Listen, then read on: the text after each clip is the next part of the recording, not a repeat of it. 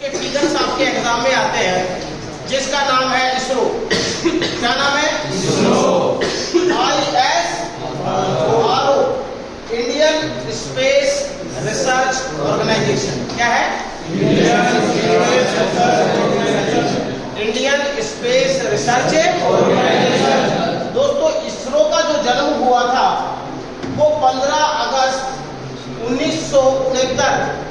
1969 को हुआ था। कब हुआ था? जन्म कह लो या गठन कह लो या फाउंडेशन कह लो, जो कहना है आपको कह सकते हो। जिस व्यक्ति ने किया था शुरू में, जो इसके चीफ थे, उनका नाम था विक्रम साराभाई।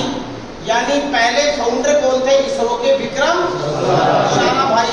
ये क्वेश्चन आ सकता है, क्या हिंदी में लिखूं क्या विक्रम साराभाई? चलेगा? ओके। इसका मुख्यालय कहां पर है? बेंगलोर में। दोस्तों, इसरो का मुख्यालय कहां पे है? पहला फाउंडर कौन था? विक्रम साराभाई। इसरो का जन्म कब हुआ? 15 अगस्त 1969। कहां पर हुआ? दोस्तों, पहली जो सैटेलाइट यानी उपग्रह हमने छोड़ा था, कृत्रिम उपग्रह, जिसका नाम था आर्यभट्ट, ये छोड़ा था कब? 1970। 1900। कई बार एग्जाम में आया हुआ है कि भारत का पहला उपग्रह कौन सा था?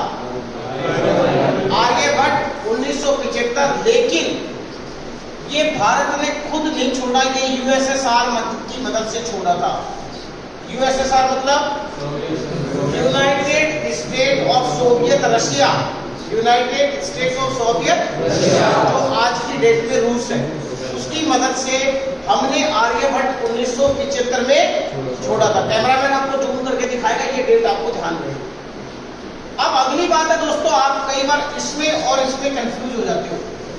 ये भी भारत का पहला उपग्रह है रोहिणी, जो 1980 में छोड़ा गया, लेकिन ये पूरी तरह से भारतीय था। इसमें किसी भी देश की कोई मदद नहीं ली। क्लियर है? तो पूरी तरह से भारतीय कौन सा हो गया? रोहिणी। और यूएसएसआर की मदद से कौन सा हो गया?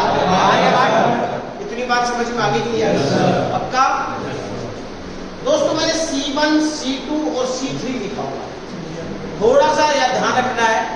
चंद्रयान यानी चंद्रमा पर पहला मिशन हमारा कब था? 2008। दूसरा कब था? 2019। और तीसरा कब था? 2023। तो आपसे कोई भी पूछा जा सकता है कि निम्नलिखित में से किस वर्ष या कौन सा वर्ष चंद्रयान से संबंधित नहीं है? Option A 2008, option B 2019, option C 2023, option D 2026। 26 तो आएगा, 2020 जो भी है ना। इस तरह से तीनों का ये एक क्वेश्चन बन जाता है। क्लियर है? कोई डाउट? अब दोस्तों बात है, अगर मैं यहाँ पे लिख दूं इसरो, क्या लिख दूं? ISRO, Indian Space Research Organisation. ISRO का मुख्यालय तो कहां बताया था मैंने आपको? लेकिन 3 इसके लॉन्चिंग पैड है, मतलब कहने का माना 3 इसके बच्चे हैं। क्या है? कहीं से सैटेलाइट लॉन्च होती है, कहीं से मिसाइल लॉन्च होती है, कहीं से कोई मंगलयान, चंद्रयान, इस तरह की सैटेलाइट्स लॉन्च होती है। तो पहला जो है वो है Satish Dhawan space centre. Satish Dhawan space centre. बहुत बार एग्जाम में आता है कि सतीश धवन स्पेस सेंटर कहां पर है?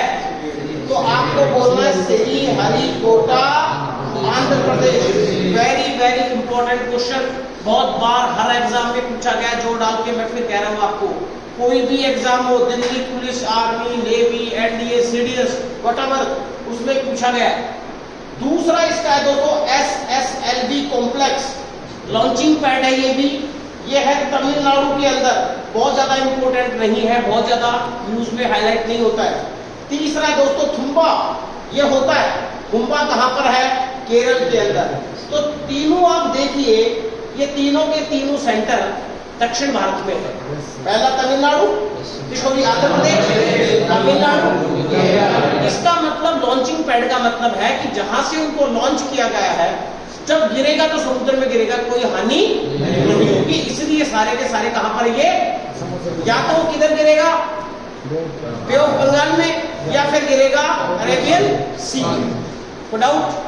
तो आप ये याद रख लो कि सतीश धवन स्पेस सेंटर कहां पर है, कर लोगे। अगला दोस्तों, आपको इसको किसी भी सूरत में नहीं भूलना है। एक भारतीय थे जिनका नाम विंग कमांडर, एयरफोर्स के थे विंग कमांडर। शुरू में जब गए तब थे ये स्क्वाड्रन लीडर, यानी मेजर रैंक के थे।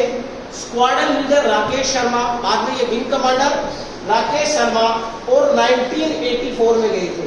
लेकिन ये गए थे किसकी टीम के साथ, यूएसएसआर। यूएसएसआर का मतलब रूस, United state of Soviet Russia का संघ। ठीक है, ये बात समझ में आ गई कि नहीं आ गई? पक्का? यहां तक आ गया? फिर रिपीट कर दो एक बार। अब दोस्तों मैंने यहां लिखा वी नारायण। वी आपसे पूछा जा सकता है कि वर्तमान में इसरो के मुखिया कौन है? क्या है? वी नारायण। और ये है कब से?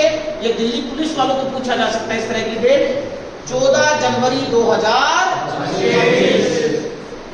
क्लियर रहेगा यार दोस्तों? अब ये वाली जो डेट है इसको भी आप किसी भी सूरत में नहीं भूल सकते।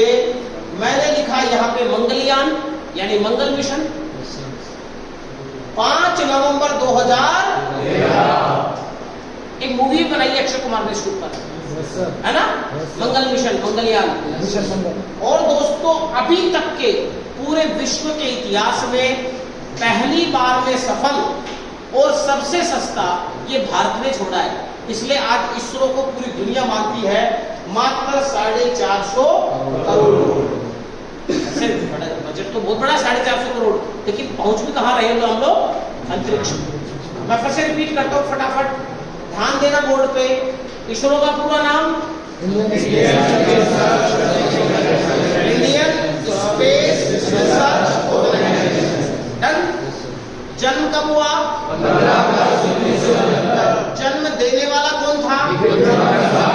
विक्रम है। कहां पर दिया जन्म? पहली सैटेलाइट कौन सी थी? किस वर्ष छोड़ी? किस देश की मदद से?